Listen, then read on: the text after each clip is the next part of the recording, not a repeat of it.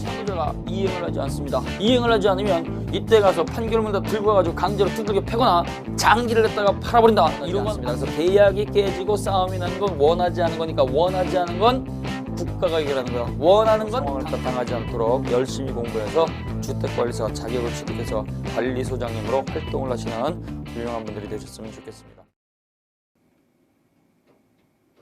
안녕하십니까. 민법 김지현입니다. 자, 우리가 지난 시간에 이어서 오늘은요, 소멸시효와 제척기간의 구별에 대해서 보도록 합니다. 그래서 우리가요, 소멸시효 부분에서 출제가 되는 부분은 정해져 있습니다. 소멸시효와 제척기간의 구별, 그 다음에 소멸시효 완성의 요건, 그 다음에 시효의 중단과 정지, 그 다음에 소멸시효 완성의 효과, 요 네 가지 파트를 중심으로 잘 정리하시면 됩니다. 자, 그래서 첫 번째, 소멸시효와 제척기간의 구별. 자, 제척기간이라고 하는 게 있고요. 소멸시효라고 하는 게 있는데요. 소멸시효는 당사자 관계, 쌍방 관계가 있을 때 써먹는 겁니다. 그래서 갑과 을이 주고받는 관계를 우리는 채권 또는 채권적 청구권이라고 하죠. 그래서 갑과 을 당사자가 주고받는 권리와 의무는요, 두 사람이 알고 있고 제3자라든가 국가는 알 수가 없어요. 따라서 빨리빨리 정리를 해라. 당사자가 정리하지 않으면 당사자가 게으른 거니까 권리를 갖다가 없애버리겠다라고 하는 게 소멸시효고요. 제척기간은요, 일방적으로 행사하는 형성권 행사 기간이 되는 겁니다. 그래서 채권 또는 채권적 청구권일 때는 소멸시효라는 말을 쓰고 형성권 행사 기간일 때는 제척기간이라는 말을 쓰는 거예요. 그래서 거기 도표 소멸시효와 제척기간의 차이점 요거 별표해 놓으시고요. 어디에서 차이가 있느냐라고 하는 거죠. 그래서 소멸시효라고 하는 것이 있고 제척기간이라고 하는 게 있습니다. 제척기간. 그래서 소멸시효하고 제척기간은 그 대상 권리가 달라요. 소멸시효가 완성이 돼도 권리가 사라진다는 점, 제척기간이 완성이 돼도 권리가 사라진다는 점, 그래서 둘 다 권리를 갖다가 소멸시킨다는 점은 공통점입니다. 그러면 차이점이 뭐냐? 소멸시효는요, 채권 또는 채권적 청구권일 때 채권적 청구권을 대상으로 하는 것. 따라서 갑과 을이 무엇인가 주고받는 관계죠. 이 주고받는 관계는 가장 대표적인 게 계약입니다. 그러나 법에 의해서도 주고받는 관계가 있죠. 그 사람은 나한테 손해를 갖다가 줬고 그럼 난 그 사람한테 손해배상을 받을 권리가 발생을 하잖아요. 그래서 이렇게 주고받는 관계가 있는 채권 또는 채권적 청구권은 당사자가 알고 있고 국가가 알 수 없으니까 빨리빨리 정리하라는 의미에서 소멸시효를 적용을 해줍니다. 그 다음에 제척기간이라고 하는 것은요. 이것은 형성권 행사 기간을 말하는 거예요. 형성권 행사 기간. 그래서 우리가 형성권 행사라고 하는 건요, 법에 규정이 되어 있는 것을 일방적으로 발생, 변경, 소멸시키는 거죠. 그래서 해제, 해지, 취소, 상계, 면제, 추인과 같은 거 이러한 것들을 갖다 우리는 제척기간이란 말을 쓰는 거예요. 제척기간. 자, 그래서 소멸시효는요, 완성이 되면 소급표가 인정이 됩니다. 그러나 제척기간은 소급표 인정되지 않습니다. 자, 그래서 원금에 대한 돈 받을 권리, 그래서 원본 채권이 소멸시효가 완성이 돼버리면 그때는 이자 채권도 따라서 처음부터 소멸해버리게 됩니다. 따라서 갑과 을 사이에서 외상대금 채권이 있을 때 외상대금 채권 1년짜리가 됐든 3년짜리가 됐든 10년짜리가 됐든 이러한 권리가 소멸시효가 완성이 되면 처음부터 돈 받을 권리가 없던 걸로 바뀌는 거예요. 자, 근데요, 제척기간이라고 하는 것은요, 예를 들게 되면 취소권. 자, 그래서 사기를 갖다가 당하게 되면 10년 또는 3년의 기간이 경과하기 전까지는 취소할 수가 있는데 10년 또는 3년의 기간이 경과하게 되면 더 이상 취소하지 못하는 거죠. 그래서 사기를 갖다가 당한 사람이 처음부터 취소권 자체가 없던 것이다 그러면 말이 안 되기 때문에 기간이 지났으니까 지금부터 더 이상 취소하지 못한다라는 의미가 돼버리는 겁니다. 따라서 소멸시효는 처음으로 되돌아가서 권리가 사라지니까 소급표가 인정이 되는데 제척기간은 이거는 소급표가 아니고 비소급표 장래효다. 그 다음에요, 중단정지죠. 자, 그래서 소멸시효는 중단이라든가 정지와 같은 사유가 인정이 됩니다. 따라서 권리를 행사하지 않은 권리자가요, 가만히 있다가 소멸시효가 완성이 되기 전에 자신의 권리를 갖다가 적극적으로 주장하게 되면 그때는 시효가 중단이 돼버리죠. 법원에 가서 소송을 하거나 아니면 지급명령을 신청을 한다거나. 그래서 채권자가요, 자신의 권리에 대해서 채무자에게 적극적으로 행사를 하게 되면 권리 불행사 소멸시효는 중단이 돼버립니다. 절차가 끝나면 다시 10년 시작하는 거예요. 근데요, 이 제척기간이라고 하는 것은 중단 정지 사유가 인정이 되지 않습니다. 따라서 이때 형성권 행사 기간 가운데서 그 권리자가요 불가항력적 사유가 있다고 하더라도 그 제척 기간은 중단되지 않고 기간이 무조건 일방적으로 경과해버리고 추후에 그 기간을 더 이상 연장하거나 보완해주지도 않습니다. 그래서 중단 정지는 소멸시효에만 인정이 된다. 그 다음에요 시효이익의 포기가 있어요. 소멸시효이익의 포기, 요거는요 법이 정한 시효기간이 끝나고 나면 채무자는 법적으로 갚을 의무가 없습니다. 외상값이 있는데요. 그 외상값을 갖다가 1년이 됐든 3년이 됐든 10년이 됐든 기간이 경과하게 되면 안 갚아도 되는 거예요. 법적으로 갚을 이유가 없다는 얘기죠. 따라서 음식점 주인이 음식을 갖다가 외상으로 먹은 사람한테 당신 그 외상값 주세요라고 하는 것은요. 1년 되기 전까지 주장할 수 있는 것이고요. 1년이 지난 다음에는 그 외상값 주세요 이렇게 얘기했을 때 그 외상 채무자가요. 나는 법적으로 갚을 의무가 없습니다. 당신이 나를 갖다 욕한다고 하더라도 1년이 지났으니까 나는 법적으로 못 줘. 이렇게 주장할 수 있는 걸 시효이익이라는 말을 써요. 그래서 시효가 완성됐으니까 못 줘라고 하는 건 시효이익이라고 하는데요. 요걸 포기해버리면 안 줘도 되는데 주겠다라고 하는 거죠. 그래서 시효이익 포기는 소멸시효에 관해서 규정이 있지만 제척기간은 시효이익 포기 관련된 조문, 근거 조문 이것이 존재하지 않습니다. 그 다음에요. 소멸시효는 단축하거나 경감하는 게 가능하죠. 그래서 채무자가 채권자하고 계약을 체결하면서 당신이 나한테 돈 받을 권리 이것은 법적으로 3년짜리 공사대금 채권이지만 요걸 갖다가 1년으로 단축합시다. 그래서 당사자가 단축하는 건 가능하죠. 그러나 이때 제척기간을 갖다가 당사자가 단축하겠습니다라고 하는 역시 규정도 존재하지 않죠. 강행 규정입니다. 그 다음에요. 재판상 참작 이렇게 되는데요. 재판상 참작은요. 당사자가 주장 입증하느냐라고 하는 거예요. 주장 입증. 그래서 주장 입증을 했다가 하는 것은 소멸시효는 당사자가 주장 입증을 해야 됩니다. 왜? 갑과 을 사이에 주고받는 관계는요. 법원의 판사가 알 수가 없으니까. 그래서 소멸시효는 당사자가 주장 입증을 해서 원용을 해야지만 그것을 갖다가 기초로 해가지고 법원의 판사가 판단을 하게 되는데요. 제척기간이라고 하는 것은 이거는 형성권이고 이건 전부 다 강행 규정이죠. 강행 규정이니까 당사자가 주장 입증할 필요가 없이 법원이 직권으로 고려하는 거예요. 직권 고려. 자, 그래서 이렇게 우리 선생님들이 재판상 참작이 있고요. 그 다음에요. 이때 권리가 사라지게 되면 이때 권리가 소멸하는 것은요. 판례는 절대적 소멸이니까 처음부터 권리 자체가 완전히 사라지는 것이다. 그 다음에 제척기간은요. 이건 뭐가 되는 거예요? 제척기간은 당사자 주장 입증할 필요가 없이 제척기간이 완성이 돼버리면 장래를 향해서 완전히 소멸하게 된다. 이렇게 우리가 보시면 됩니다. 그래서 소멸시효는 소급표도 인정이 되고 중단정지도 인정이 되고 포기도 인정이 되고 단축도 인정이 되고 주장 입증도 인정이 되니까 소멸시효는 전부 다 인정이 되는데 제척기간은 전부 다 안 된다 이렇게 하시면 되겠죠. 자, 그래서 잘 정리해서 읽어 놓으시고요. 그 다음에 보시게 되면 자 378쪽에 소멸시효와 제척기간의 구별 표준 이렇게 되어 있습니다. 그래서 소멸시효는 어떤 것이고 제척기간은 어떤 것이고 이것을 갖다가요 법조문에다가 넣어놓고 명문으로 규정하는 건 없어요. 이건 소멸시효고 이건 제척기간이다 이렇게 구별하진 않고 우리는 법조문을 갖다가 읽어봤을 때 6가지 글자가 있으면 6개의 글자가 있으면 소멸시효로 인정을 해줍니다. 그래서 시효로 인하여라는 6글자가 있으면 소멸시효고요. 그게 아니면 전부 다 제척기간입니다. 이것을 갖다가 우리 선생님들이 나중에 소장님이 되셨을 때 그 소장님으로서 법적 권리를 갖다가 확인할 수가 있어요. 그러면 법조문을 딱 찾아봤을 때 시효로 인하여 6글자가 있으면 소멸시효가 적용이 되기 때문에 중단도 시킬 수가 있고 정지도 시킬 수가 있고 그 다음에 시효이익 포기라든가 단축이라든가 소급표 다 확인해 볼 수가 있는데요. 이 글자가 없으면 제척기간이니까 법이 정한 기간이 끝나면 무조건 권리는 장래를 향해서 완전히 소멸이 된다는 거 꼭 기억을 하셔야 돼요. 그래서 우리는 법조문에다가 얘는 소멸시효다 얘는 제척기간이다 이런 글자를 구별을 하지 않고 시효로 인하여라는 6가지 글자가 있을 때에는 요때는 소멸시효를 갖다가 적용을 해준다는 것 꼭 기억을 하셔야 됩니다.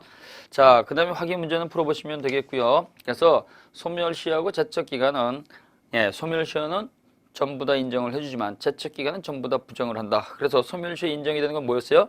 소급표, 중단정지, 그 다음에 시효이익의 포기, 그 다음에 단축, 그 다음에 당사자 주장 입증, 그 다음에 소멸시효는 당사자가 주장을 갖다가 했을 때 처음으로 들어가서 절대적 소멸하는 것이 판례이지만 제척기간은 장래를 향해서만 사라진다. 요거 꼭 기억을 하셔야 됩니다. 자, 그 다음에 보시게 되면 380쪽에요. 소멸시효를 갖다가 주장하기 위해서는요. 소멸시효 완성의 요건을 갖춰야 돼요. 이게 이제 두 번째로 중요한 부분입니다. 당신이 나한테 받을 돈이 있는데 나는 이러이러한 요건을 갖췄으니까 주지 못하겠습니다. 이렇게 법적으로 주장하기 위해서는요, 법이 정한 요건을 갖다가 갖춰야지만 그때 그렇게 주장할 수 있는 것이지, 법이 정한 요건을 딱 갖추지 못했을 때는 소멸시효 완성을 주장할 수가 없어요. 그래서 소멸시효가 완성되기 위한 요건은 세 가지가 있습니다. 소멸시효가 완성되기 위해서는 어떠한 요건을 갖춰야 되냐? 소멸시효 완성의 요건인데요. 모든 권리가 소멸시효에 걸리는 것이 아닙니다.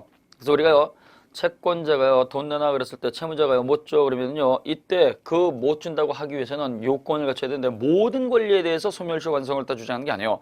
그래서 소멸시효가 완성이 되기 위해서는요, 모든 권리가 아니고 반드시 소멸시효에 걸리는 대상 권리일 것입니다. 그래서 소멸시효 대상 권리일 것. 소멸시효 대상 권리일 때 소멸시효 완성을 주장하는 것이지, 소멸시효에 걸리지 않는 것을 갖다가 소멸시효 완성 주장할 수는 없어요. 예를 들게 되면 가족법상의 권리 같은 거, 이러한 것들은요, 시간이 많이 걸려도 많이 지나갔다고 하더라도 이거는 소멸시효 완성을 주장할 수가 없죠. 시간이 많이 지나갔으니까 아버지를 아버지라 부르지 않겠습니다. 시간이 많이 지나갔으니까 너는 내 아들이 아니야. 가족관계라고 하는 건요, 절대로 시효 대상이 될 수가 없는 거예요. 그래서 소멸시효 대상 권리일 때만 소멸시효가 완성이 되는 거죠. 그 다음에 두 번째, 이러한 소멸시효가 완성이 되기 위해서는요, 적극적으로 권리를 행사할 수 있음에도 불구하고 권리를 불행사해야 되겠죠. 따라서 이때 권리를 행사할 수 있음에도 불구하고, 권리 행사가 가능함에도 불구하고 권리 불행사의 모습이 있어야 돼요. 권리 불행사. 권리를 행사하게 되면 당연히 자신의 권리를 갖다가 적극적으로 주장하는 것이니까 부지런한 자가 되겠죠. 따라서 게으른 자가 되어야 하기 때문에 권리 행사가 가능함에도 불구하고 권리 불행사의 모습이 있어야 되고, 이때 권리 불행사의 법정 기간, 소멸시효 기간이죠. 소멸시효 기간은 중단 정지가 없이 기간에 계속 경고가 있어야 됩니다. 그래서 소멸시효의 법이 정한 법정 기간을 중단 또는 정지가 없이, 중단 정지가 없이 기간의 계속 경과가 있어야 돼요. 기간의 계속 경과. 이것이 있어야 된다는 얘기죠. 따라서 이때 기간의 계속 경과라고 하는 건요, 1년짜리가 있고 3년짜리가 있고 10년짜리가 있습니다. 일반 채권은 10년이고요. 3년짜리 단기 소멸시효가 있고 1년짜리 단기 소멸시효가 있습니다. 이건 조금 이따가 살펴보면 되고요. 자, 그래서 소멸시효 대상 권리일 것, 그 다음에요, 권리 불행사의 모습이 있을 것. 이때 권리 불행사의 모습은 언제부터 불행사가 시작이 되느냐, 기산점이 굉장히 중요하죠. 그 다음에요, 소멸시효 법이 정한 기간, 그 법이 정한 기간 1년이 됐든 3년이 됐든 10년이 됐든 중단 정지가 없이 기간에 계속 경고가 있을 것. 요 세 가지 요건을 갖추었을 때 비로소 나는 법적으로 돈 못 주겠습니다라고 하는 소멸시효 완성을 주장할 수 있는 거예요. 자, 그래서 소멸시효 대상 권리가 있습니다. 소멸시효 대상 권리는요, 채권 또는 채권적 청구권이죠. 채권 또는 채권적 청구권. 채권적 청구권입니다. 채권이라고 하는 거 계약을 통해서 발생할 수 있고, 그 다음에 불법행위가치 손해배상 청구권, 그 다음에 무효 또는 취소가 확정이 됐을 때 부당이득 반환 청구권, 이러한 것들이 전부 다 채권 또는 채권적 청구권이기 때문에 소멸시효에 걸립니다. 그래서 좀 전에 보신 것처럼 일반 채권은 10년이고요.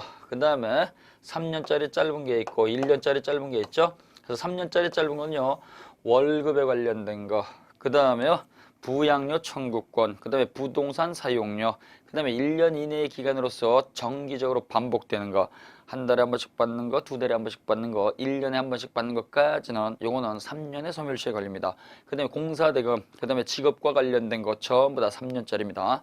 그것 말고 1년짜리는요, 의식주에 관련된 거예요. 먹고 마시고 놀고 즐거운 거, 오락과 관련된 거, 그 다음에 연예인, 노역인의 임금, 그 다음에 각종 수업료, 이건 다시 한번 또 나오니까 일단 여기서 한번 들어놓으셔야 돼요. 10년짜리, 3년짜리, 1년짜리가 있다. 그래서 채권 또는 채권적 청구권은 소멸시효에 걸린다. 그 다음에요, 물권이라고 하는 게 있어요. 이 물권은 배타적 권리입니다. 따라서 이 물권은 원칙적으로 소멸시효에 걸리지 않고, 물권 중에서 소멸시효에 걸리는 것은 오로지 용익물권만 소멸시효에 걸립니다. 용익물권이라고 하는 것은요, 빌려 쓰는 권리죠. 그래서 이 용익물권 빌려 쓰는 권리는요, 지상권, 지역권, 전세권, 지지전이 있습니다. 지지전. 자, 그래서 지상권이라고 하는 권리, 지역권이라고 하는 권리, 전세권이라고 하는 권리, 빌려 쓸 권리가 있는 지상권자, 전세권자, 지역권자는요. 빌려 쓸 수 있음에도 불구하고 20년 동안 빌려 쓰지 않으면 소멸시효에 걸립니다. 그래서 용익물권은 20년의 소멸시효에 걸리는 거예요. 20년. 그 다음에요. 매수인이 가지는 소유권 이전 등기 청구권이 있습니다. 집 샀어요. 집을 갖다가 샀다. 토지를 샀다. 그러면 등기 청구권이 발생이 되죠. 그 등기 청구권은 매도인에 대해서만 주장할 수 있으니까 요건 채권적 청구권입니다. 그래서 매수인이 매도인에 대해서 돈 다 주고 발생하는 소유권 이전 등기 청구권은 채권적 청구권이니까 원칙적으로 10년의 소멸시효에 걸리는 거예요. 자, 그래서 소유권 이전 등기 청구권 이전 등기 청구권 이것이 이렇게 발생하게 되면 이것이 채권적 청구권일 때 채권으로서의 성질을 갖고 있을 때에는 이거는 원칙적으로 10년의 소멸시효에 걸립니다. 그래서 원칙적으로 10년의 소멸시효에 걸린다. 10년의 소멸시효. 자, 그래서 갑이라고 하는 사람이 이렇게 집 갖고 있습니다. 집을 갖고 있고 을이라고 하는 사람한테 이렇게 매매갈 때 체결을 해가지고 계약금, 중도금, 잔금 해가지고 돈 다 줬어요. 돈을 갖다가 다 줬으니까 등기를 갖다 줘야 되겠죠. 등기를 갖다 주지 않은 상태에서 요 매수인이 나는 너한테 돈 다 줬으니까 등기 주세요라고 할 수 있는 소유권 이전 등기 청구권 주장할 수 있잖아요. 돈 다 줬으니까 등기 내놔 이렇게 할 수 있는데요. 요때 요 매수인이 매도인에 대해서 등기 달라고 청구할 수 있는 요 권리는 매도인에게만 주장할 수 있는 거니까 채권으로서의 성질을 갖습니다. 채권적 청구권이니까 이것은 발생한 날로부터 10년이 경과하게 되면 더 이상 등기 달라고 할 수가 없는 10년의 소멸시효에 걸리는 거예요. 10년의 소멸시효. 자, 그래서 이렇게 그 등기를 했다가 받을 수 있는 등기 청구권자가요. 채권으로서 갖고 있을 때에는 소멸시효 10년에 걸립니다. 그래서 20년 이상 소유의 의사를 가지고 평온공연하게 등기 명의인한테 등기 달라고 하는 점유취득시효 완성을 위한 소유권 이전 등기 청구권도 채권적 청구권이니까 점유를 상실한 때로부터 10년의 소멸시효에 걸리는 거예요. 자, 근데요. 이때 요 을이라고 하는 요 매수인이 예외적으로 소멸시효에 걸리지 않는 게 있어요. 그래서 이때 소유권 이전 등기 청구권이 예외적으로 채권이라고 하더라도 10년의 소멸시효에 걸리지 않는 경우 어떠한 경우냐? 요 매수인이 그 부동산을 갖다가 점유해서 사용을 하고 있거나 그 다음에요. 요 부동산을 갖다가 다른 사람한테 빌려주고 월세를 받아서 수익하고 있거나 아니면 이것을 갖다가 아예 매매를 해서 처분을 했거나 그래서 점유, 사용, 수익, 처분 이러한 모습을 가지고 있다고 한다면 소유권 이전 등기 청구권은 소멸시효에 걸린다 안 걸린다? 소멸시효에 걸리지 않습니다. 꼭 기억을 하셔야 돼요. 자, 그래서 소유권 이전 등기 청구권이 채권으로서의 성질을 가졌을 때는 원칙적으로 10년의 소멸시효에 걸리고 예외적으로는 소멸시효에 걸리지 않는데 어떠한 경우에 걸리지 않느냐? 직접 사용을 하거나 아니면 다른 사람한테 빌려주고 월세를 받거나 아니면 다른 사람한테 팔아버리게 되면 그때는 10년 걸리지 않는 거니까 10년에 걸리지 않으니까 언제든지 등기 달라고 청구할 수 있는 거예요. 근데 중요한 건요. 이 소유권 이전 등기 청구권이 계약이 해제가 됐거나 또는 계약이 무효가 됐거나 계약이 취소가 돼서 실효가 됐을 때 효력을 상실하게 되면 매도인이 가지는 상대방에 대한 소유권 이전 등기 청구권은 요거는 물권적 청구권이 돼버려요. 그래서 계약이 해제가 됐거나 또는 무효 또는 취소가 돼가지고 실효가 돼서 계약의 효력이 상실돼 버리면 요때 등기 청구권은 물권적 청구권이 되기 때문에 요거는 아예 처음부터 소멸시효에 걸리지 않습니다. 소멸시효에 걸리지 않는다. 자, 그래서 우리 선생님들이 요거는 내 거니까 더 늘려줘 이렇게 할 수 있다는 얘기예요. 그러나 부당이득 받는 청구권은 당연히 소멸시효에 걸린다는 거 같이 기억을 하셔야 됩니다. 자, 그래서 우리 선생님들이 이렇게 채권 또는 채권적 청구권에 1년짜리, 3년짜리, 10년짜리가 있고요. 그 다음에 물권은 용익물권 20년 소멸시효에 걸리고요. 그 다음에 부동산을 갖다가 사고 팔았을 때 매수인이 가지는 소유권 이전 등기 청구권은 원칙이 10년의 소멸시효에 걸리고 예외적으로 그 물건을 점유, 사용, 수익, 처분했을 때에는 소멸시효에 걸리지 않는다. 그러나 계약이 해제 등에 의해서 해제가 돼서 실효가 됐을 때 갖는 것은 이거는 10년의 소멸시효에 걸리지 않는 물권적 청구권에 해당한다. 그래서 물권적 청구권일 때는 소멸시효에 안 걸린다 그랬습니다. 자, 그 다음에요. 상인들 간에 발생하는 권리가 있어요. 상인들 간에. 자, 그래서 상인들 간에 채권이 발생하게 되면 상법이 적용이 되죠. 상법에 적용을 받는 상인들 간의 채권을 우리는 상사채권이라고 합니다. 상사채권. A라고 하는 회사하고 B라고 하는 회사가 이렇게 계약을 체결해 가지고 받을 채권이 발생을 했다. 그럼 이것도 역시 계약을 통해서 발생한 거니까 이것도 소멸시효에 걸리는데요. 상법에 적용을 받으니까 이때는 상법상 상사채권은 5년의 소멸시효에 걸립니다. 5년. 그래서 어음수표에 기재된 금액은요 5년 이내에 받아줘야 된다는 얘기예요. 그 다음에 국가가 국민을 갖다가 상대로 해서 세금 받을 권리가 있죠. 요 국세징수권, 세금 받을 수 있는 권리, 세금을 갖다가 받을 수 있는 국가의 권리, 이것도 5년의 소멸시효에 걸립니다. 5년. 따라서 국가가 국민에 대해서 받을 수 있는 세금이 5년의 소멸시효에 걸리는데요. 이 5년이 경과하게 되면 국가라고 하더라도 국민에 대해서 세금을 갖다가 받을 수 없다는 얘기예요. 근데요, 5년이 경과했는데도 불구하고 국가가 세금 고지서를 갖다가 발급을 했다. 그래서 세금 고지서가 날라왔습니다. 세금 고지서가 날라왔는데요. 국민이 그 사실을 모르고 납부하지 않아도 될 걸 모르고 세금을 납부를 했습니다. 그럼 이때 모르고 납부했을 때는요. 시효익 포기가 돼가지고 이 국민이 돌려받지 못할 것이냐 아니면 시효익 포기가 아니니까 받을 것이냐 이 문제가 되는 거예요. 그래서 국가가 5년이 경과해서 소멸시효가 완성이 됐는데 그 사실을 모르고 국민에 대해서 세금 내! 라고 고지서를 갖다가 발부를 했고 이때 요 국민이 안 내도 되는데 모르고 납부하게 되면 이때는 되돌려받을 수 있느냐 판례는 되돌려받을 수 있다라고 합니다. 왜? 시효익 포기가 아니니까. 국민은요 세금 고지서가 날라오게 되면요 그것이 소멸시효가 완성이 됐는지 납부해야 되는지 안 해야 되는지 법적 지식이 없는 일반인들입니다.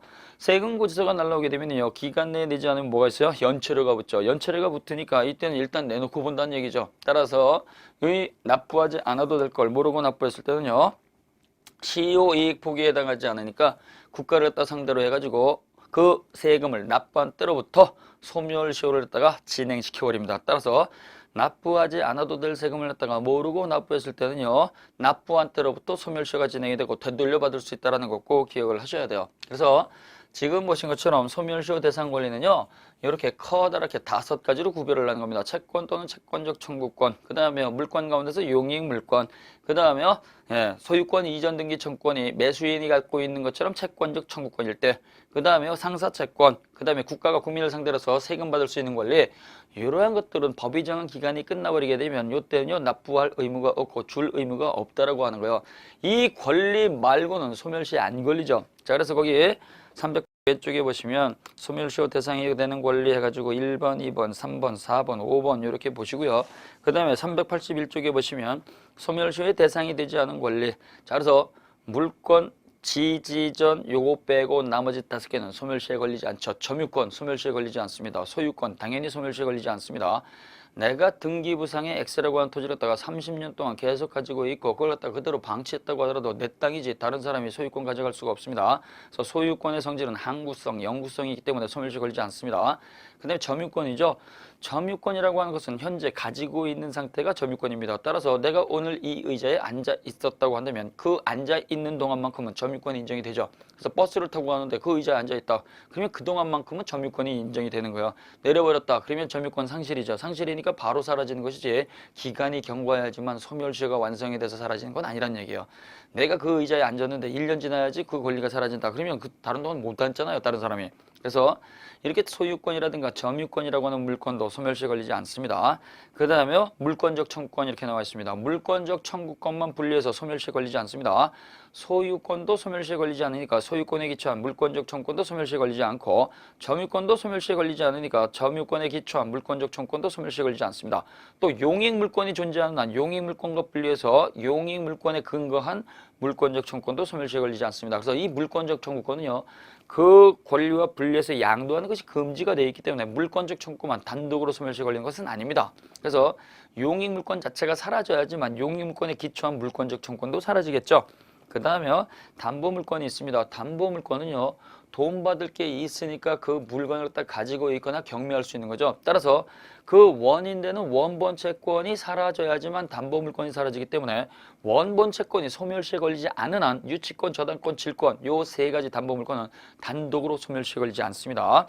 그 다음에 5번에 보시면 일정한 법률 관계에 의존하는 권리가 있습니다. 1번 상린권, 공유물 분할 청구권 가르쳐 놓으시고 상린권은요 부동산이죠, 부동산. 그래서 이 부동산을 갖다가 이용 조절하는 거니까 토지와 토지가 인접해 있으면 그 토지의 소유자, 그 다음에 그 토지의 임차인, 그 다음에 그 토지의 지상권자라든가 전세권자, 그 다음에 지역권자와 같은 사람들은요 당연히 그 토지가 존재하기 때문에 상린관계 규정은 여전히 존재하는 것이지 그것이 상린관계 규정이 사라지는 건 아닙니다.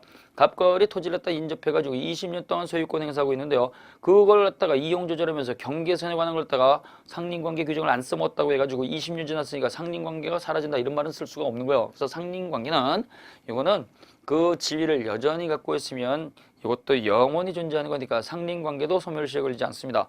그 다음에요 공유물 분할 청구권이죠. 공유물이라는 거죠. 공유물, 공동소유죠. 공동소유니까 소유권을 기초로 하는 거예요. 따라서 공유물 분할 청구권은요 공유관계, 공동소유관계가 존재하게 되면 이것도 계속 존재하는 것이지 독자적으로 소멸시에 걸리는 건 아니죠. 그 다음에요 동시행항변권, 너도 하고 나도 하자라고 하는 거죠. 우리가 쌍방이 의무를 갖다 부담하는 쌍무계약에 있어서 매도인과 매수인이 등기 서류를 갖다가 주는 동시에 잔금 지급하겠습니다. 그러니까 너도 등기 갖고 오고 나도 돈 줄게, 서로 같이 하자. 이게 동시행항변권이죠. 이 동시행항변권도 그 등기가 오기 전까지 계속 주장할 수 있는 거니까 단독으로 소멸시에 걸리지 않습니다. 그 다음에 보증 채무에서 보증인이 가진 보증인의 최고 검색의 항변권, 이러한 것들도 역시 그 원본 채권과 같이 기초를 갖다 통해서 가지고 있는 거니까 이것도 독자적으로 소멸시에 걸리는 것은 아니죠. 그 다음에요 382쪽에 보시면 아까 말씀을 드린 가족권이 나왔습니다. 가족법상의 지위 자격, 그래서 부모님이라든가 자녀라든가 이러한 지위는요, 그 가족관계가 존속하는 동안 계속 영원히 존재하는 거니까 시간이 경과했다고 해가지고 부모, 자식, 그 다음에 아내와 남편의 지위가 사라지는 것은 아닙니다. 그래서 가족법상의 권리도 절대로 소멸시에 걸리지 않습니다. 그 다음에 형성권이죠. 형성권은 제척기간의 적용을 받지 소멸시 적용을 받지 않습니다. 그 다음에 광업권이라든가 특허권이라든가 어업권, 상표권, 그 다음에 지식재산권 이러한 것들, 지적소유권, 무체재산권 이러한 것들은 각각 별도의 규정을 따로 두고 있기 때문에 소멸시에 걸리지 않습니다. 자, 그래서 이 권리, 대상 권리도 시험 문제 쉽게 잘 내기 때문에 대상 권리 꼭 기억을 해 놓으시고, 그리고 때 권리가 발생을 해서 권리를 갖다가 적극적으로 주장할 수 있음에도 불구하고 권리를 갖다 주장하지 않으면 어떻게 돼요? 그때로부터 소멸시효가 시작이 돼버리죠. 소멸시효의 기간은 1년짜리, 3년짜리, 10년짜리, 그 다음에 상사채권, 세금에 관한 거 5년짜리가 있잖아요. 이러한 것들은 그럼 언제부터 시작을 하느냐? 소멸시효의 기간 계산이 시작되는 걸 우리는 기산점이라는 말을 씁니다. 그래서 소멸시효의 기산점, 이것이 권리 불행사의 모습이 시작이 되는 거죠. 이게 이제 두 번째입니다. 자, 그래서 권리 불행사의 모습이 있어야 돼요. 자, 그래서 두 번째 요건으로서 권리를 행사할 수 있음에도 불구하고 요 권리 행사를 갖다가 하지 않아서 불행사의 모습이 있어야 돼요. 불행사. 이 권리 불행사가 있어야 되는데 권리 불행사는 언제부터 시작하느냐? 권리 불행사의 시작점이죠. 권리 불행사의 요 시작점을 기간 계산의 시작점이다. 그래서 기산점이라는 말을 쓰고 이거는 거의 100% 출제가 됩니다. 그래서 이 도표가 굉장히 중요한 건데요. 우리 선생님들이 이 도표를 위주로 정리를 잘 하셔야 됩니다. 그러면 권리를 했다가 행사할 수 있을 때 불행사가 시작이 되죠. 그래서 권리가 발생한 때로부터 권리를 행사할 수 있는 겁니다. 돈 받을 권리가 있다. 공사가 끝났다. 치료가 끝났다. 그래야지만 치료비라든가 공사대금 채권이라든가 돈 받을 권리를 갖다가 주장할 수 있는 거예요. 따라서 요 불행사의 시작점은 기산점은요. 권리가 발생한 때로부터 시작하는 거예요. 따라서 권리가 발생하지 않으면 권리 불행사라는 말을 쓸 수가 없어요. 왜? 권리가 내 게 아니니까. 그래서 내 것이 됐을 때 권리 불행사가 되는 거잖아요. 따라서 권리가 발생한 때로부터 권리가 행사할 수 있는 것이고, 따라서 권리 불행사의 기산점이 시작이 되는 겁니다. 자, 그래서 거기 조문을 갖다가 보시는데요. 소멸시효는 권리를 행사할 수 있는 때로부터 진행한다. 권리를 행사할 수 있는 때 가르쳐 주시고, 이게 뭐예요? 권리가 발생한 때죠. 그럼 이때 권리가 발생한 것은요, 그 권리자가 알았느냐 몰랐느냐 따질 필요가 있느냐? 따지지 않습니다. 그래서 당신이 그 권리가 발생이 되고 당신이 주장할 수 있다는 사실을 몰랐다고 하더라도 소멸시효는 완성이 되는 거예요. 따라서 권리자가 권리 발생 사실을 몰랐을 때는 소멸시효는 진행되지 않는다 그러면 안 돼요. 법적으로 권리가 발생하면 바로 소멸시효가 시작이 되는 거예요. 따라서 법률상 장애만 없으면 되는 것이지 사실상 장애는 소멸시효에 영향을 주지 않습니다. 그 다음 2항 부작위를 목적으로 하는 채권의 소멸시효 가로쳐주시고, 부작위 미출. 부작위는요 하지 말라고 하는 거예요. 위반 금지죠. 당신 그거 위반하지 마세요. 그 위반의 모습이 있으면 나는 당장 원금 되돌려 받겠습니다. 그래서 갑과 을 사이에서 돈 빌려주는 금전 소비 대차 계약을 딱 체결을 하면서 돈 빌려준 계약을 딱 체결을 하면서 채권자와 채무자 사이에서 차용증 쓰는 데가 있잖아요. 차용증을 딱 쓰면서 당신이 매달 10일 이자를 줘야 되는데 그 이자를 갖다가 연체하지 마세요. 연체하게 되면 난 당장 원금 받겠습니다. 그러면 이때 연체하지 말아달라고 했는데 연체를 해버리게 되면 이게 부작위를 위반한 거잖아요. 그럼 이때 위반이 되게 되면 즉 연체가 있게 되면 연체한 때로부터 원금 받을 수 있는 권리 소멸시효가 진행이 되는 거죠. 따라서 부작위를 목적으로 한 채권의 소멸시효는 위반 금지를 목적으로 했는데 위반을 해버리게 되면 위반한 때로부터 소멸시효가 진행이 되는 거죠. 위반 사실을 안 때로부터 그러면 안 돼요. 무조건 우리는 권리가 발생한 때라고 하는 건 법적으로 발생한 때를 말하는 것이기 때문에 권리자가 법률적 지식이 부족해서 권리 발생 사실을 갖다가 몰랐다고 하더라도 소멸시효는 계속 진행한다는 거 꼭 기억을 하셔야 됩니다. 자, 그래서 거기 교과서를 보세요.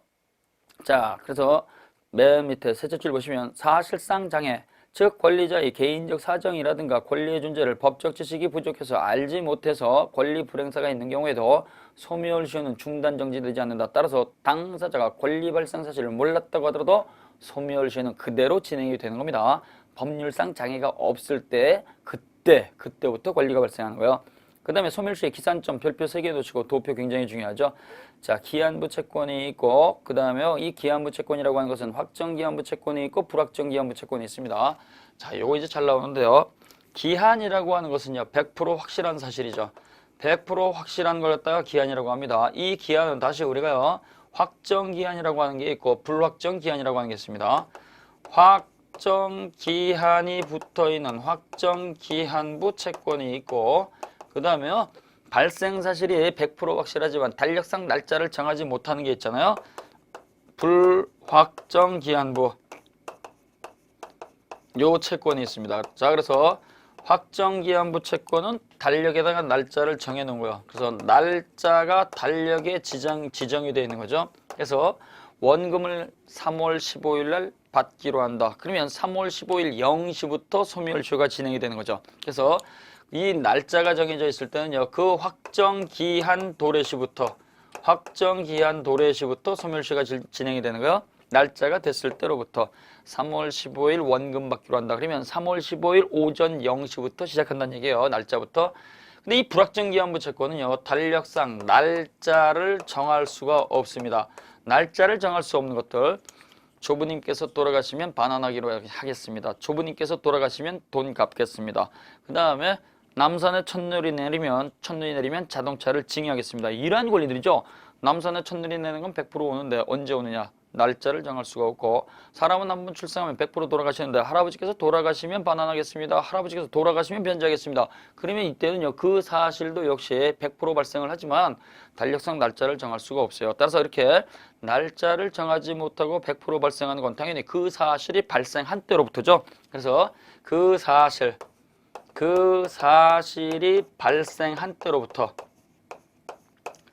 발생한 때로부터 소멸시효가 진행이 되는 거예요. 이걸 갖다가 우리는 시험 문제는 어떻게 나느냐? 객관적 기한 도래시라는 말을 씁니다. 그래서 객관적으로 그 기한이 도래시 그것이 발생한 때로부터죠. 그래서 확정기한부 채권은 그 날짜 확정기한 도래시부터 진행이 되고요. 불확정기한부 채권은요. 객관적 기한이 도래가 됐을 때, 즉 사실이 발생했을 때입니다. 그 다음에요. 기한의 정함이 없는 채권. 자, 이 기한의 정함이 없는 채권이 있습니다. 요것도 우리가 시험 문제 잘 냅니다. 자, 그래서 기한의 정함이 없는 채권 이런 경우입니다. 갑이라고 하는 사람이 을이라고 하는 사람한테 돈을 갖다가 빌려줍니다. 원금 1억 원. 그 다음에 이자를 매달 100만 원 받기로 했다. 100만 원. 해가지고 차용증을 씁니다. 차용증을 쓰면서 두 사람 사이에서 갑 채권자는 을 채무자한테 돈 빌려준다. 원금 1억 원을 빌려준다. 그 다음에 이자를 갖다가 매달 10일 이자를 100만 원 받기로 한다. 그 다음에 채권자 갑. 그 다음에 채무자 을. 이렇게 차용증 쓰는 게 있어요. 법적 지식이 없으면 당연히 원금 1억 빌려주고 이자를 갖다가 매달 100만 원 받기로 한다. 채권자 갑, 채무자 을. 이렇게 쓰는 경우가 있는데요. 여기는 중요한 게 빠져 있어요. 언제까지 빌려준다 이게 없죠. 그래서 기한의 정함이 없는 채권은요. 이러한 것들은요. 언제까지라고 하는 기한의 정함이 없으니까 요 권리 채권이 성립한 때로부터 최초 계약 체결 시부터입니다. 최초 요 채권 성립 시부터 채권 성립 시 계약서를 썼을 때로부터 소멸시효가 시작이 되고요. 그 다음에 연체이자 연체이자라고 하는 것은요. 청구 시부터 붙는 거예요. 청구 시. 따라서 갑이라고 하는 사람이 을이라고 하는 사람한테 날짜를 정하지 않고 기한의 정함이 없이 돈을 갖다가 빌려주게 되면은 이때는요 계약서를 썼던 날 때부터 그때로부터 소멸시효가 진행이 되고 따라서 되돌려줘라고 하는 것은요 쓰고 나서 바로 되돌려 받을 수 있는 겁니다. 따라서 쓰고 나서 바로 되돌려줘 반환 청구를 했다가 하게 되면 그때로부터 연체 이자까지 붙는다는 거 기억을 하셔야 돼요. 주로 사채업자가 많이 쓰는 거죠. 그래서 이러한 것들을 갖다가 우리 선생님들이 계약을 갖다가 체결을 했을 때는요 반드시 언제까지라고 하는 거 이 기한을 갖다가 명확하게 못 박아 놓지 않으면 법적으로 굉장히 복잡해지고 분쟁의 여지가 있고 그 다음에 손해를 입을 수가 있습니다. 그래서 우리 선생님들이 이때 갑이라고 하는 채권자는요 이걸 갖다가 오전 10시에 썼다 그러면 그때로부터 소멸시효가 진행되니까 11시가 1시간 지나자마자 되돌려줘 그러면 이거 되돌려 받을 수 있다는 얘기예요. 또 되돌려 받을 수 있을 뿐만이 아니라 그때로부터 연체이자까지 붙는다는 거 같이 기억을 하셔야 됩니다. 자, 그 다음에요. 반환 기한이 없는 소비 임치물의 반환 채권입니다. 자, 반환 기한이 없죠. 기한이 없는 거 가르쳐 주고. 그러니까 이것도 처음부터 시작한다는 얘기예요. 그래서 소비 임치물은 뭐냐 이거죠. 소비 임치물은 돈을 맡겨 놓는 거예요. 그래서 내가 너한테 돈 1억 원 맡겨 놓을게. 나중에 찾으러 올게. 이렇게 하는 경우죠. 나중에 언제가 될지 몰라요. 따라서 이때 그 반환 기한이 없는 소비 임치물의 반환 채권도 그 날짜로부터 진행이 된다라는 거 처음부터. 그래서 계약이 성립된 때로부터 진행이 된다. 자, 그 다음에요. 청구 또는 해지 통고 후 상당한 기간이나 일정 기간이 지나야 청구할 수 있는 권리. 내가 너한테 원금을 갖다가 받을 게 있는데 그 원금을 마련하지 못했어? 그러면 알았어. 내가 2달 유예를 해줄게. 2달 지나면 반드시 갚아라. 그럼 때 일정한 기간이라든가 상당한 기간을 정해서 유예 기간을 주었죠. 그러면 당연히 그 원금을 딱 받을 수 있는 건 그 사람이 정해준 유예 기간이라든가 일정한 기간, 상당한 기간이 지나야지만 소멸시효가 시작이 되는 겁니다. 자, 그 다음에요. 할부급 채권 이렇게 됐습니다. 할부급 채권은요. 할부 매매를 말하는 거예요. 할부 매매는요. 또 다른 말로 동산, 소유권, 유보부 매매라는 말을 씁니다. 자, 그래서 동산, 소유권, 유보하는 거죠. 매도인이 돈을 다 받기 전이기 때문에 요 물건을 갖다가 넘겨준다고 하더라도 소유권은 매도인이 갖고 있는 경우를 말하는 거예요. 갑이라고 하는 대리점 사장님이 냉장고를 매매를 합니다. 냉장고가 굉장히 비싼 게 있어요. 을이라고 하는 사람이 집을 옮겼으니까 냉장고를 갖다가 새로 장만하고 싶습니다. 해가지고 요 냉장고 구매 계획을 딱 체결하면서 6회 분할 납부할게요. 할부 매매로 구매를 하는 거예요. 할부 매매. 그래서 1에서부터 6회까지 이렇게 할부 매매를 갖다가 계약을 체결을 합니다. 그러면 이때는요. 요 냉장고를 갖다가 할부 매매하게 되면 냉장고는 이미 을이라고 하는 요 매수인이 가져가죠. 그러나 소유권은 여전히 돈 다 받기 전까지이기 때문에 매도인이 갖는 거예요. 따라서 이때 소유권을 갖다가 여전히 매도인이 갖고 있고 그 냉장고, 동산, 점유를 이전해 주는 걸 소유권 유보부 매매 이렇게 합니다. 소유권 유보부 매매를 갖다가 하게 되면 잔금 지급이 끝났을 때 별도의 의사표시가 없이 을이라고 하는 요 사람이 소유권 취득하는 거죠. 자, 근데 이 갑이라고 하는 요 매도인은요. 할부 매매 계약을 딱 체결을 하게 되면 대금 연체가 있으면 즉시 냉장고 동산 반환받겠습니다. 이렇게 특약을 넣어놓는 경우가 있어요. 자, 그래서 요 대리점 사장님이 요 대금을 갖다가 연체하게 되면 연체 시에는 요 냉장고를 반환받겠습니다. 반환받겠다 라는 특약을 갖다 이렇게 붙이게 되면 요 반환받을 수 있는 반환 청구는 언제부터 소멸시효가 진행이 되느냐. 자, 1회는 제대로 납부했습니다. 2회도 납부했습니다. 3회 연체가 됐습니다. 4회도 연체가 됐어요. 그러면 이때 이렇게 연체가 있게 되면 즉시 반환받겠습니다 라고 했을 때 반환받을 수 있는 권리는요. 요거 따로따로 진행하는 게 아니고 최초 연체가 됐을 때 반환 청구할 수 있는 거죠. 최초 연체가 됐을 때 반환 청구한다. 자, 그래서 거기 보시게 되면 할부급 채권 1회라도 변제를 지체한 경우, 즉 연체가 있을 때 그 물건을 갖다가 전부 반환 청구할 수 있는 특약이 있는 경우에는 그 1회의 불이행이 있는 때 그 1회라고 하는 건 최초 1회를 말하는 겁니다. 그래서 3회 때, 4회 때 따로따로 진행하는 게 아니고요. 3회 최초 연체가 됐을 때 그때로부터 반환 청구는 소멸시효가 진행이 된다는 얘기죠. 그 다음에요. 계속적 거래관계 가르쳐 주시고 계속적 거래관계 외상관계를 통해서 발생하는 채권이 있습니다. 자, 그래서 갑이라고 하는 사람이 물품을 을에게 외상으로 공급하는 거야. 갑이라고 하는 분이 을이라고 하는 대리점에다가 이렇게 물품을 갖다가 1월달, 2월달, 3월달, 4월달 해가지고 12월달까지 1월 달부터 12월 달까지 각각 이렇게 각 개월별로 그 달수별로 외상거래하는 경우가 있습니다. 외상거래. 외상거래를 했다가 했을 때 당사자가요. 이 기간 중에 발생한 것은 12월 달이 끝나고 전부 다 한꺼번에 정산하겠습니다. 이렇게 특약을 했다가 나왔을 때는 12월 달이 끝나고 나서 전체에 대해서 소멸시효가 진행이 되는 겁니다. 근데요. 그러한 특약이 없어요. 그래서 한 번에 정산하겠다. 한 번에 정산하겠다는 특약이 없다. 그러면 어떻게 돼요? 1월달 외상대금 채권은 2월 1일부터 소멸시효가 진행이 되고 2월달 외상대금은요 3월 1일부터 소멸시효가 진행이 되고 각각 따로따로 개별적으로 진행이 된다는 거 꼭 기억을 하셔야 돼요. 자, 그래서 변제기관에서 한꺼번에 정산하겠습니다라고 하는 특약이 없는 한 각각 그 개월별로 발생한 외상대금 채권은 그 다음 달 1일부터 소멸시효가 진행이 되는 겁니다. 따라서 1월달 외상대금 채권에 대해서 돈 내놔라고 청구하게 되면 그것만 시효가 중단이 되는 것이지 전체에 대해서 시효가 중단되는 것 아닙니다. 1월달 걸 갖다가 받을 수 있음에도 불구하고 2월달 걸 갖다가 따로 청구하게 되면 이것만 시효가 중단이 되는 것이지 역시 1월달 것도 시효가 중단되는 것도 아닙니다. 그래서 이렇게 외상 거래를 통해 가지고 1월달, 2월달 각각 따로따로 이렇게 대금을 갖다가 정산을 갖다가 한다고 한다면 그러한 것들은 각각 따로따로 소멸시효가 진행이 되는 것이고 그 부분에 대해서 청구하게 되면 그 부분만 시효가 중단되는 것이지 다른 달에 발생한 외상대금은 시효 중단되지 않습니다. 꼭 기억해 주셔야 돼요. 자, 그 다음에요. 정지조건부 권리가 있습니다. 정지조건이 붙어있는 계약이죠. 그래서 주택관리사 시험에 합격하게 되면 1,000만 원 드리겠습니다라고 했을 때 1,000만 원 받을 수 있는 권리는요. 합격했을 때로부터 주장할 수 있는 거죠. 따라서 정지조건부 권리는요. 장래의 불확실한 사실이 완성이 됐을 때, 즉 조건이 성취가 됐을 때 그때로부터 소멸시효가 진행이 되는 겁니다. 그 다음에요. 부작위 채권. 아까 본 거죠. 자, 그래서 그 조문을 갖다 통해서 우리가 부작위라고 하는 것은요. 위반 금지를 말합니다. 따라서 위반하지 마라고 했는데 위반을 하게 되면 위반한 때로부터 소멸시효가 진행이 되는 겁니다.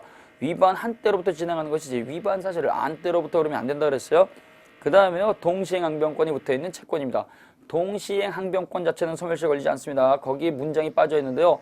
동시행 항변권이 붙은 채권입니다. 이런 경우죠. 갑이라고 하는 사람이 X라고 하는 토지를 갖다 이렇게 매매를 하는데요. 이때 토지를 갖다 매매하면서 계약을 체결합니다. 계약금, 중도금, 잔금 이렇게 나눠서 주고 잔금 지급과 동시에 소유권 이전하기로 한다. 그래서 잔금 지급과 동시에 소유권 이전하기로 한다.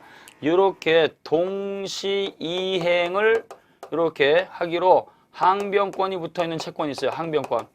그럼 이때 돈 받을 수 있는 잔금 채권은 분명히 채권이죠. 근데 항변권이 붙어있는 채권이에요. 이러한 것들은요. 그 날짜가 됐을 때로부터 소멸시효가 진행이 되는 거죠. 따라서 동시행 항변권이 붙어있는 채권은요. 채권이니까 소멸시효에 걸리는데 그 날짜가 됐을 때로부터 따라서 잔금 받을 수 있는 날짜가 5월 31일이다. 이때 등기서류를 딱 갖고 가가지고 돈 내놔 그러면 이거는 5월 31일부터 소멸시효가 진행이 되는 거예요. 자, 그래서 동시행 항변권이 붙어있는 채권은 이행기 도래시부터 그 날짜가 됐을 때부터 그 다음에 보증인의 구상권입니다. 보증인은 채무자를 대신해서 돈 갚았을 때죠. 따라서 갑이라고 하는 채권자가 채무자가 그럴 때 빌려주고 병 보증인이 갑에게 대신 갚았다고 한다면 병 보증인이 전부 다 변제했을 때로부터 구상권 소멸시효가 진행이 되는 겁니다. 그 다음에 떼강도가 있습니다. 갑이라고 하는 사람한테 A, B, C 세 놈의 떼강도가 몰려가서 강도상해를 다 저지르게 되면 이때 공동불법행위자는요. 부진적 연대 채무를 지게 됩니다. 따라서 갑은요. 피해자 갑은 세 놈 가운데 아무나 한 놈 딱 집어가지고 네가 다음으로는 이렇게 할 수 있다는 얘기예요. 그래서 갑이 A, B, C 세 놈 가운데서 A를 딱 집어가지고 전부 다 배상받으면 그 A라고 하는 나쁜 놈은 다른 나쁜 두 놈에 대해서 너희 나쁜 놈 저지른 것들 내가 다 변제했으니까 너희도 나한테 물어내 구상권 행사할 수 있죠. 따라서 공동불법행위자 가운데 한 놈이 전부 다 변제했을 때로부터 소멸시효가 진행이 되는 거예요. 그 다음에 선택채권입니다. 선택채권은요. 선택할 수 있는 권리가 발생한 거죠. 그래서 대리점 사장님이 우리 대리점에서 물품을 갖다가 이렇게 구매를 갖다가 해주셨으면 우리가 사은권을 갖다가 추첨을 해가지고 이때 선택을 하신 물건을 드리겠습니다. 그러면 그 추첨을 해가지고 선택권이 발생이 됐을 때 그때로부터 당첨이 됐을 때 그때로부터 선택채권의 소멸시효가 진행이 되는 거예요. 따라서 선택권이 발생한 때로부터 자, 그 다음에요. 채무 불이행으로 인한 손해배상 청구권입니다. 자, 그래서 채무 불이행이 있다면 계약을 체결을 해놓고 채무자가 그 계약대로 하지 않고 계약을 깨버리는 거죠. 이 계약이 깨버려지는 채무 불이행이 있을 때로부터 손해배상 청구권 소멸시효가 진행이 된다는 게 판례의 태도입니다. 따라서 이행지체가 있던 때로부터 또는 이행불능이 있던 때로부터 불완전이 있는 때로부터 그 다음에 수령지체가 있는 때로부터 당연히 손해배상 청구권 소멸시효가 진행이 되는 거예요. 그 다음에 부동산 소유권 이전 의무가 채무 불이행이 된 경우, 그래서 부동산 이중 매매를 생각하시면 됩니다. 부동산 이중 매매는요, 원칙적으로 금지 규정이 없는데 예외적으로 적극 가담 행위가 있을 때는 예외적으로 무효가 된다 그랬죠. 그래서 이 이중 매매가 있을 때는요, 제2 매수인 이름으로 등기가 이전이 됐을 때, 즉 이행 불능이 됐을 때 그때로부터 소멸시효가 진행이 되는 거예요. 매도인 이름으로 소유권 이전 등기가 여전히 있다고 한다면 그거는 이행 가능한 거니까 그때는요, 등기 청구권은 요거는 소멸시효 걸리지 않습니다. 근데요, 손해배상 청구권 요거는 언제 걸리느냐? 요때 요 손해배상 청구권은 매도인이 제2 매수인한테 등기를 했다고 완전히 이전을 해버리게 되면 그때는 받고 싶어도 받을 등기가 없으니까 제2 매수인 이름으로 소유권 이전 등기가 격려가 됐을 때 그때로부터 손해배상 청구권이 발생을 하는 거예요. 그 다음에요, 384쪽. 자, 중요한 게 나와 있습니다. 불법 행위로 인한 손해배상 청구권. 칼로 찌르거나 불 지른 거죠. 칼로 찌르거나 불 지른 것들은요, 그 행위가 있던 날로부터 10년이고요. 그 가해자를 붙들어서 잡았거나 또는 그 가해의 원인을 안 날로부터는 3년입니다. 그래서 이 불법 행위한 것도 채권적 성질을 갖고 있기 때문에 이것도 소멸시효에 걸리는데요. 이건 기간이 두 가지가 있어요. 있던 날로부터 10년, 그 다음에요, 안 날로부터 또는 그 가해자를 다 잡은 날로부터 3년입니다. 그 다음에 부당이득 반환 청구권. 취소를 하게 되면 어떻게 돼요? 취소권 행사는 형성권이죠. 그러나 형성권 행사에 의해서 소급해서 무효가 되면 부당이득 반환 청구권이 나오죠. 따라 사기를 이루 취소하게 되면 사기꾼한테 받은 돈, 그 다음에 사기꾼이 갖고 있는 물건 서로 동시행관계가 있습니다. 그래서 이건 쌍방관계로 바뀌었기 때문에 형성권 행사인 취소권 행사로부터 발생한 부당이득 반환 청구권, 이거는 10년의 소멸시효에 걸리는 거야. 10년의 소멸시효. 다음에요, 판결이 있어서 확정이 됐다. 판결을 통해서 확정이 되면 판결 떨어지자마자 돈 내놔라고 청구할 수 있으니까 판결 확정 시로부터 10년의 소멸시효에 걸리게 되는 겁니다. 따라서 판결이 있게 되면 판결 확정 시 이길 영시부터 소멸시효가 진행이 된다 그러면 안 돼요. 따라서 판결이 확정이 돼버리면 판결 확정 시로부터 소멸시효가 진행이 된다. 자, 그래서 우리 선생님들이 이렇게 잘 정리하셔야 되고요. 이 도표는요, 거의 100% 나오기 때문에 자주 읽어 놓으셔야 됩니다. 이걸 통째로 외운다는 건 불가능하잖아요. 그 다음에 8년에 읽어보시고요. 문제도 읽어보시고. 그 다음에요, 잠깐 쉬었다가 386쪽 소멸시효 기간을 봅니다. 지금 보신 것처럼 소멸시효 대상 권리일 것, 그 다음에 권리 불행사의 기간이 있을 것. 그럼 권리 불행사의 기간은 어떤 것들이 있냐? 1년짜리, 3년짜리, 10년짜리 이걸 보겠다는 얘기죠. 잠시 쉬었다 보도록 하겠습니다.